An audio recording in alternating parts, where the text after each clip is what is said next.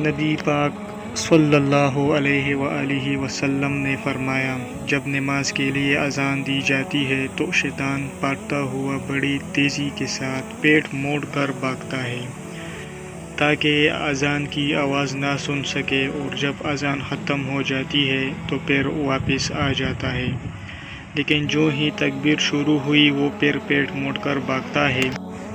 جب تکبیر بھی ختم ہو جاتی ہے تو شیطان دوبارہ آ جاتا ہے اور نمازی کے دل میں وسوسے ڈالتا ہے، کہتا ہے کہ فلاں بات یاد کر، فلاں بات یاد کر۔